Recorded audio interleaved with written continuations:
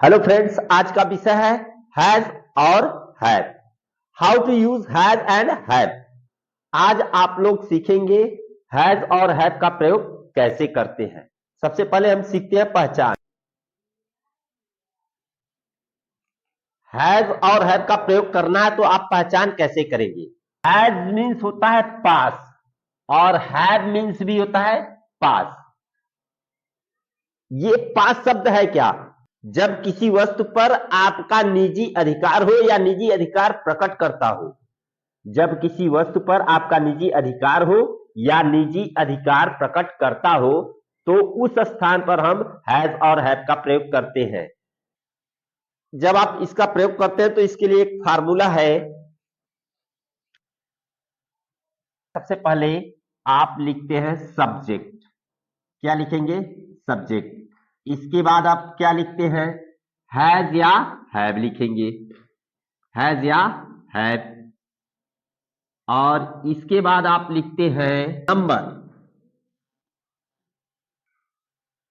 Last में आपका हो जाएगा अदर वर्ड। सब्जेक्ट में क्या होगा? जब हम किसी व्यक्ति या वस्तु का नाम लेते हैं तो वह सब्जेक्ट होता है या कर्ता होता है। अर्थात कर्ता यानी कार्य करने वाले को ही सब्जेक्ट कहा जाता है। तो इसमें सब्जेक्ट आपका है, फिर इसके पश्चात आप लगाएंगे हैज और हैव, और इसके बाद नंबर और अदर वर्ड। इस तरह से आप इस सेंटेंस को पूरा करते हैं। अब हम यहां पर समझते हैं। सबसे पहले हम समझते हैं हैज कहां लगेगा और कहां हैव लगेगा। हैज कहां लगता है? जब आपका कर्ता सिंगुलर नंबर हो तो उस स्थान पर हैज लगेगा। फॉर एग्जाम्पल जैसे ही, सी, इट, नेम या कोई नाउन हो तो ऐसे स्थान पर हैज का प्रयोग करते हैं। और हैव का प्रयोग कहां किया जाता है? हैव का प्रयोग कहां होता है?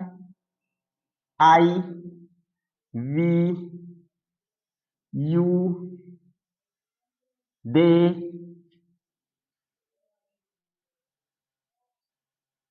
या प्लूरल वर्ड हो। प्लूरल हो तो ऐसे स्थान पर जो है हैव का प्रयोग किया जाएगा। अब हम उदाहरण के द्वारा इसको समझते हैं। इस फार्मूले पर हम कैसे इसको सही सही लिखते हैं। हमारा पहला सेंटेंस है रमन के पास एक गाय है। अब हम इसका ट्रांसलेशन कैसे करते हैं? सबसे पहले हम देखते हैं सब्जेक्ट। सब्जेक्ट हमारा है रमन। अब रमन के साथ क्या लगेगा? रमन के साथ हैज का प्रयोग किया जाएगा क्योंकि यह सिंगुलर नंबर पर्सन है। तो सबसे पहले हम लिखते हैं रमन।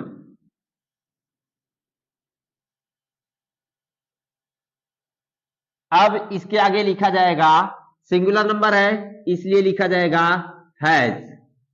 यहां पर हैज का प्रयोग किया जाएगा और हैज के बाद आप लगाते हैं नंबर ऑफ नाउन यानी संज्ञा कितने हैं। यहां पर देखते हैं कि हमारा संज्ञा केवल एक है, एक गाय है। तो यहां पर लिखा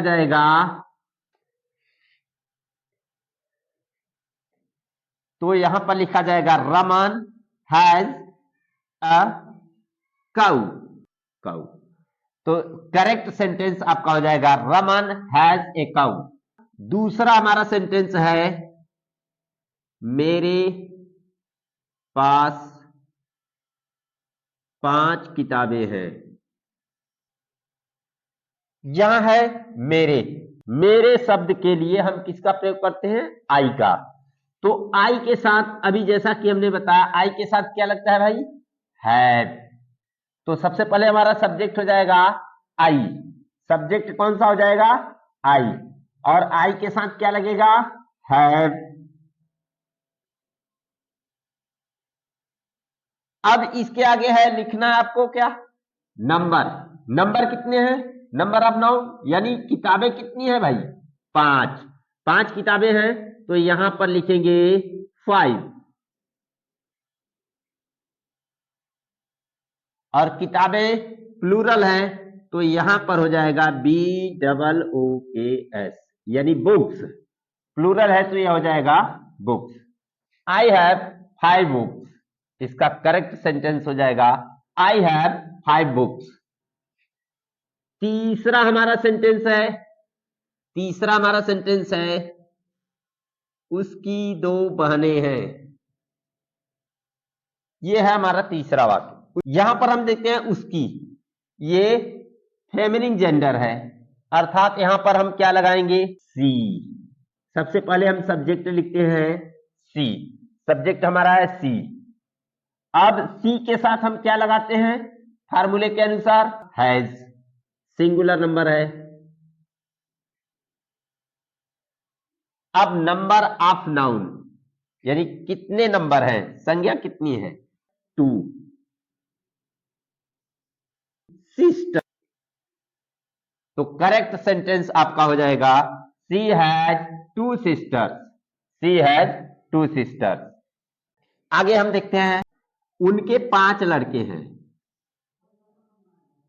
करता है आपका ही, और ही के साथ लगता है हैज, और यहां पे हो जाएगा 5, नंबर ऑफ नाउन, तो यहां नंबर है 5, और आपका निजी अधिकार है तो यहां पर हो जाएगा sons, he has 5 sons.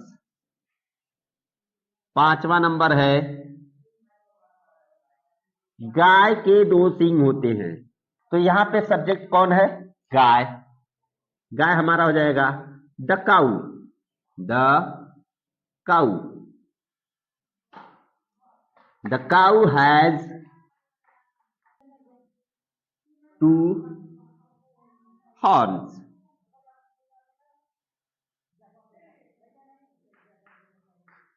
The cow has 2 horns, गाय के 2 सींग होते हैं, द काउ हैज 2 हॉर्न्स। अब हम देखते हैं नेगेटिव सेंटेंस। नेगेटिव सेंटेंस को आप 2 तरीके से लिख सकते हैं, हैज और हैव के साथ। पहला वाक्य है मेरे पास पैसे नहीं है, मेरे पास पैसे नहीं है, तो नेगेटिव सेंटेंस जब हो जाएगा तो सबसे पहले आप सब्जेक्ट लिखेंगे और हैज और हैव के साथ नेगेटिव सेंटेंस में आप नॉट लगा देंगे। यहां पर हम सबसे पहले लिखते हैं I have, number of noun negative है, नहीं है, तो यहां पर लिखा जाएगा no money, I have no money. ये तो आपका फर्स्ट है, पहले तरीके से आप नेगेटिव सेंटेंस कैसे बनाते हैं, आई हैव नो मनी। अब जब इसको आप नेगेटिव बनाते हैं तो और कैसे इसको लिख सकते हैं, जब आप इसको नेगेटिव में लिखते हैं तो हैव के साथ डू या डज का प्रयोग करते हैं। डू या डज का जब प्रयोग करते हैं तो डू या डज के साथ चाहे आपका डू हो या डज हो हमेशा हैव का प्रयोग किया जाता है, सिंगुलर में हैज नहीं लगाते हैं। हम डू हो या डज हो हमेशा हैव का प्रयोग करते हैं, यही चीज आपको ध्यान रखना है। अब जैसे इसको हम नेगेटिव में कैसे लिख सकते हैं, डू या डज के साथ, तो यहां पर आप लिखेंगे I do not have money. ये आप इस तरीके से दूसरे रूप में लिख सकते हैं, एक ही सेंटेंस को 2 तरीके से लिख सकते हैं, I do not have money. अब दूसरा सेंटेंस हम नेगेटिव में देखते हैं, किसान के पास गाय नहीं है, तो सबसे पहले हम कैसे बना सकते हैं, इस तरीके से, यहां फार्मर है तो सब्जेक्ट कौन है आपका, farmer, singular number, singular number के साथ हैज लगेगा, तो यहां पे लिखेंगे the farmer has not a cow,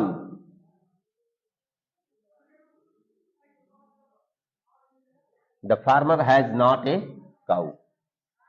अब देखिए जब आप इसको दूसरे रूप में लिखते हैं तो यहां पर देखिए फार्मर सिंगुलर नंबर है, तो इसको दूसरे रूप में नेगेटिव बनाने के लिए यहां पर हम क्या लगाते हैं, सिंगुलर नंबर है तो डज का प्रयोग करते हैं, अभी जैसा कि हमने बताया यहाँ पे हैज है, लेकिन जब आप डज लगाएंगे तो यहाँ पे नेगेटिव, डज के साथ जब नेगेटिव बनाते हैं तो हैज नहीं लगाते हैं, हैव लगाते हैं। तो यह हो जाएगा आपका करेक्ट सेंटेंस बनेगा, द फार्मर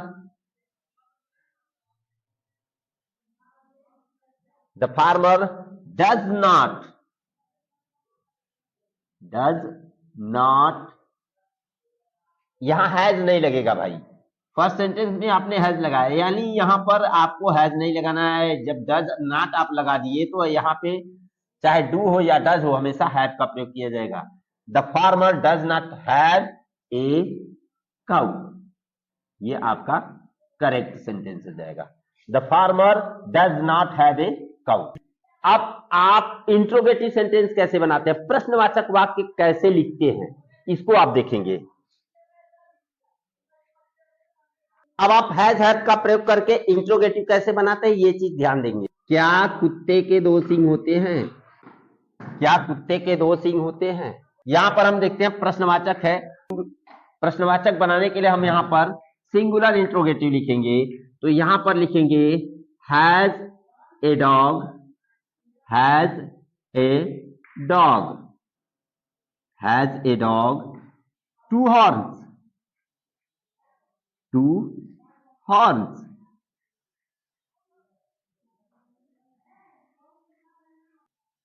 अब दूसरे तरीके से इसको हम कैसे लिखते हैं, तो यहां पर सबसे पहले हम क्या लगाएंगे, सिंगुलर है तो यहां पर हम सबसे पहले क्या लिखेंगे, डज।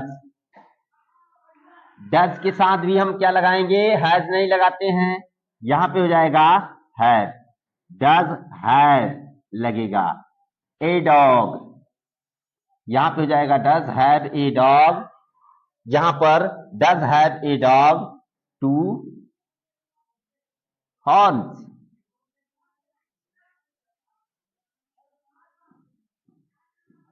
इस तरीके से बनता है। तो इस तरीके से आप सभी लोग हैज और हैव का प्रयोग करना सीखिए और इसको स्पीकिंग भी करने का प्रयास कीजिए। आपस में स्पीकिंग करेंगे तो आपका प्रैक्टिस बना रहेगा और जल्दी तैयारी होगी। अब इसी के साथ हम अगले वीडियो में अब इट का प्रयोग लेकर के आएंगे। तब तक के लिए आप सभी को धन्यवाद।